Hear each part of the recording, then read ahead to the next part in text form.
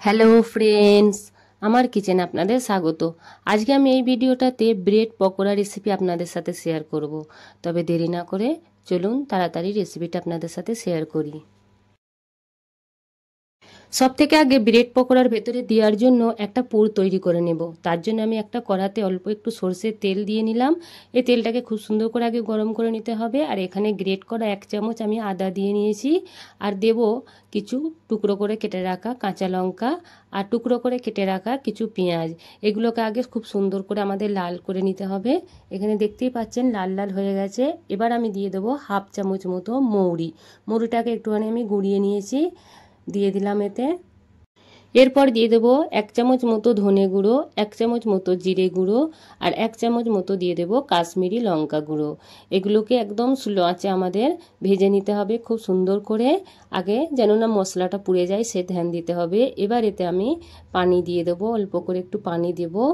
আর দিয়ে দেব এতে আমি কড়াইশুঁটি, কিছু কড়াইশুঁটি আমি নিয়েছি, যেগুলো এতে আমি ঢেলে দেব। দিয়ে ঢাকা দিয়ে কিছুক্ষণের জন্য সিদ্ধ করে নেব কড়াইশুঁটিগুলো। তার সাথে সাথে মশলাটাও ভালোভাবে হয়ে যাবে। কিছুক্ষণ পরে বন্ধুরা মশলাটা একদম হয়ে গেছিল। 3টে আলুকে আমি সেদ্ধ করে ছেনে নিয়েছিলাম আর এতে দিয়ে দিয়েছি। আর এই স্টেজে আমি স্বাদ অনুযায়ী নুন দিয়ে ভালোভাবে এগুলোকে আমি এখনো মিক্স করে নেব। এখানে মিক্স হয়ে গেছে। এবার টুকরো করে ধনেপাতা কেটে রেখেছি, এগুলো এবার এতে দিয়ে আরও একবার ভালোভাবে মিক্স করে নেব। এখানে ব্রেড পকোড়ার ভেতরে দেওয়ার জন্য পুরটা একদম রেডি হয়ে গেছে। এবার আমি চুলো বন্ধ করে দেব।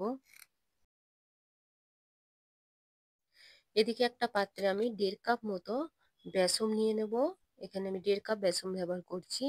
এবার এতে আমি দিয়ে দেব অল্প করে হলুদ গুঁড়ো, লঙ্কা গুঁড়ো, স্বাদ অনুযায়ী নুন আর দিয়ে দেব এখানে আমি একটু জোয়ানকে হাতে রেখে একটু ভেঙে ভেঙে দিয়ে এতে দিয়ে দেব।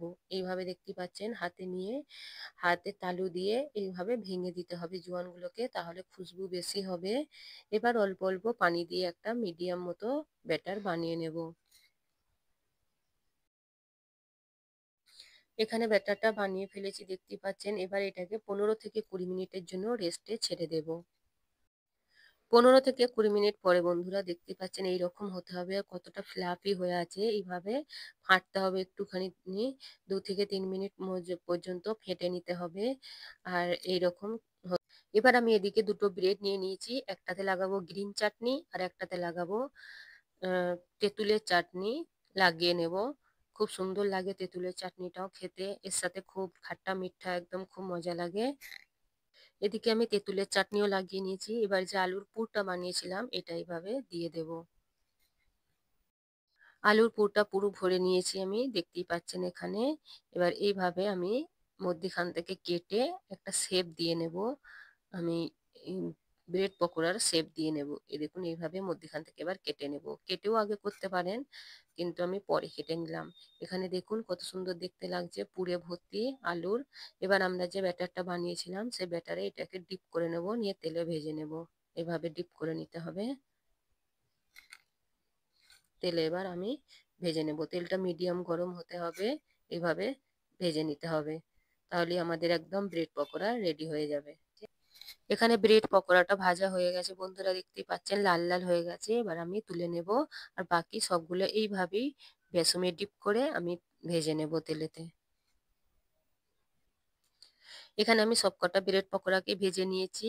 বন্ধুরা, রেসিপিটা আপনাদের কেমন লাগলো? যদি ভালো লেগে থাকে তাহলে লাইক, কমেন্ট, শেয়ার আর সাবস্ক্রাইব করতে মোটেও ভুলবেন না। ভিডিওটা দেখার জন্য অনেক অনেক ধন্যবাদ।